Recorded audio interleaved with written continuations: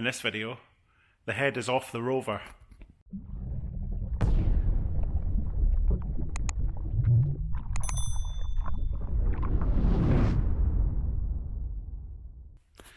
Hello everyone, welcome back to the channel. That's right, the head is finally off the Rover. I managed to get a hold of the right locking tools to lock up the cam and the crank, and we have the head off. So let's have a look and see what's going on with the head gasket. So here we are, you can see it's a lovely mess with all the K-seal in the system, leaving all this gunk around. And I think it's fairly clear that we had a failure into this cylinder. So when I pulled the head off, there's still some water in the block, as you can see, because I haven't actually removed the water pump or the thermostat yet. So I only drained off what I could by taking the hoses off at this side, but I haven't actually got into the water pump and the thermostat just because they look like a pain to get to. I will be doing that before it all goes back together. But yeah, it certainly looks to me like there's been some kind of failure here that's been letting water into this cylinder.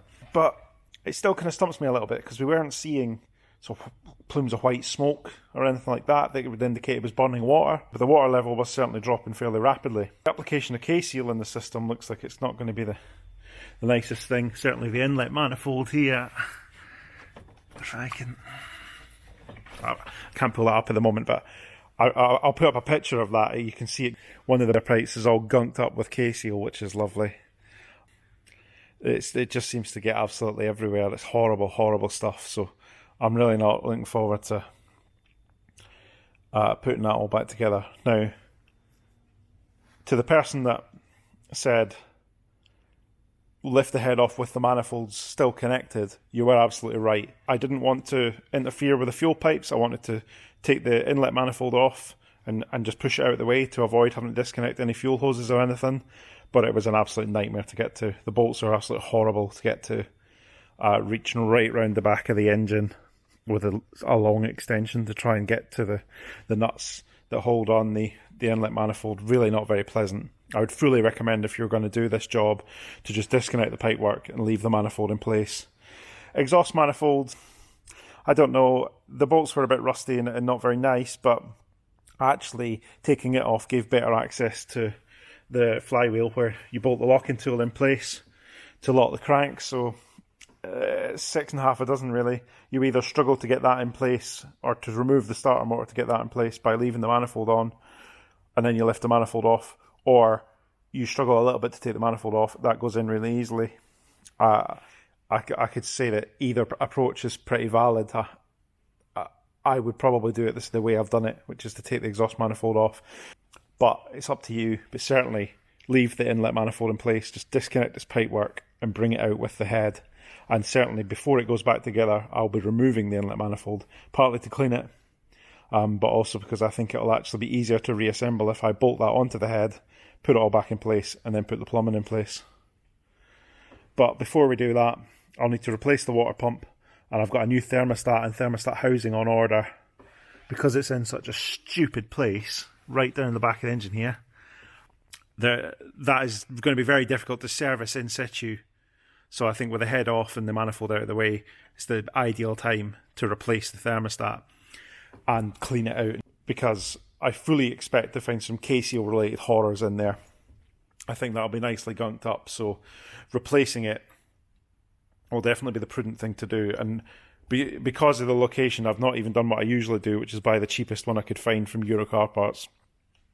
But I've ordered a genuine MG Rover thermostat and housing, because I definitely do not want to have to get to that a second time. I want to do this job once and do it right.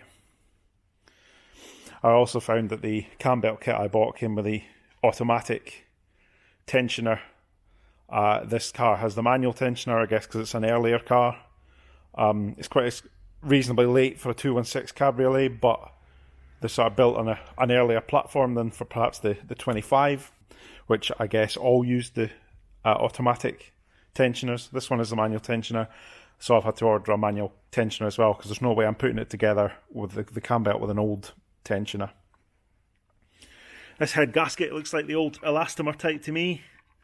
Correct me if I'm wrong, which suggests to me that it's never ever been replaced. This is the first time this has been apart. And certainly based on quite a lot of what I've seen taking it apart, I don't think it's been apart very many times. The only indication that it's ever even had a cam belt is the fact that they're clearly aftermarket belts that have been fitted. But I certainly don't think it's had much love in the engine part, or had much need for it. But then with 53,000 miles or whatever it is on the clock, that's probably a good thing. It's probably been quite good to its previous owners. And unfortunately, it's probably succumbed to age more than anything else with regards to the head gasket.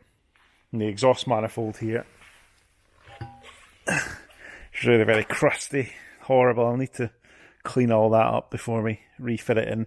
I'm actually quite glad I've removed this, because the state of the gasket that came off, and you can see the pitting in the manifold itself, I'm guessing it was blowing a little bit, which probably accounted for it had a little bit of a sort of metallic noise at idle. I'm guessing that was actually this manifold blowing slightly.